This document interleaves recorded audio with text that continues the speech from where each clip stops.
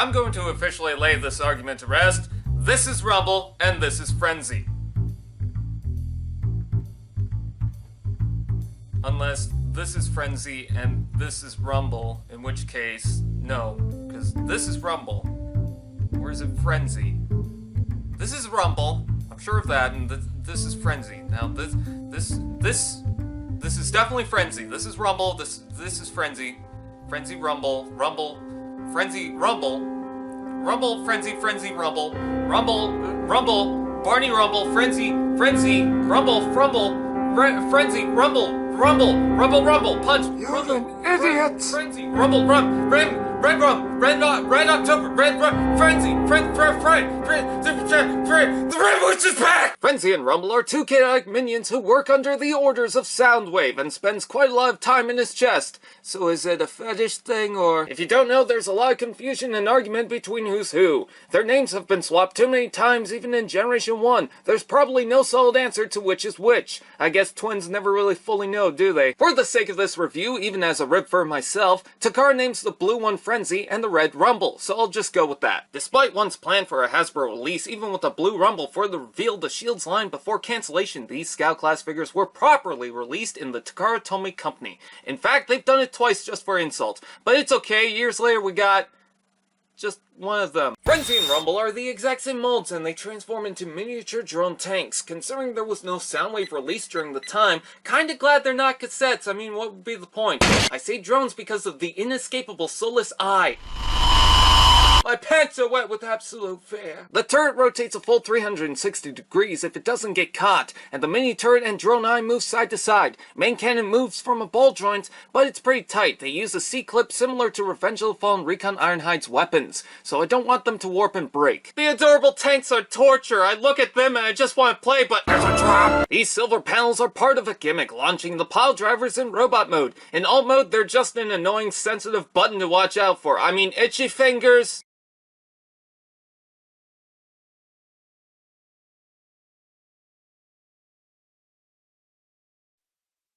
I think the black and red on Rumble works pretty well, but you may notice there's two different shades of black. Is that even possible? I think Frenzy's blue and light blue is better, but again, there's two different shades of dark blue colors for some reason. I think those are the prettiest Decepticon logos I've seen on a toy. With that, the wild trigger-happy tanks look great. May not be what the original had, but it works. Robot mode!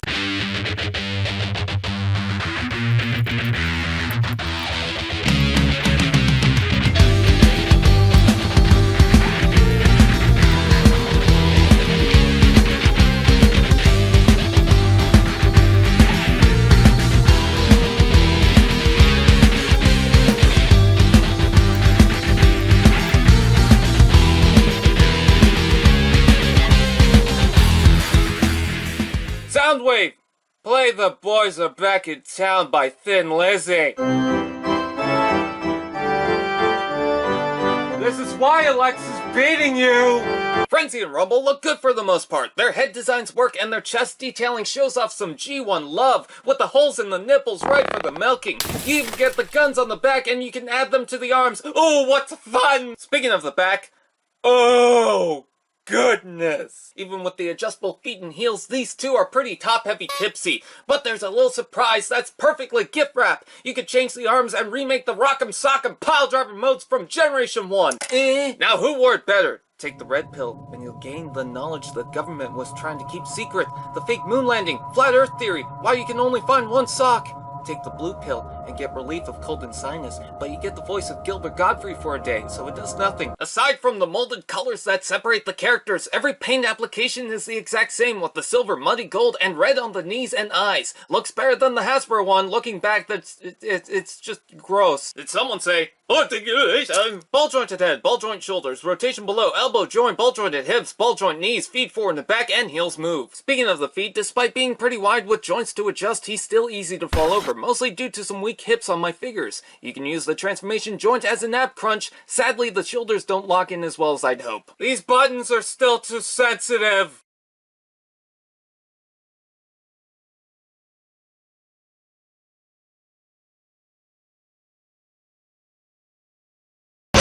Oh, and don't forget the transformation joint in the lower arm that gets in the way when you want to properly bend the elbow. So yeah, these guys don't amaze me. There's too many nitpicky issues that just pile up, but just like the family member you're not impressed with, you still love them. I'm glad I got Frenzy and Rumble, and for the most part they're pretty good, but I can't deny they can be a floppy mess when you're either posing it or transforming it. Personally, I don't think you should pay a massive price for these two. They're far from bad, just not what I was hoping for. Still better than Minions. One could argue better than Titans Returns? Maybe? And now for the Super Link mode!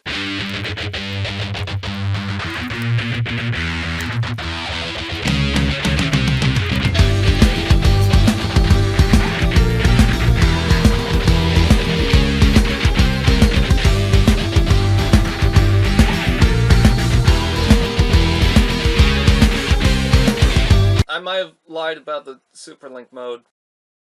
And you thought the review was done? Well, we got special guests, a big-ass fly. What do you think?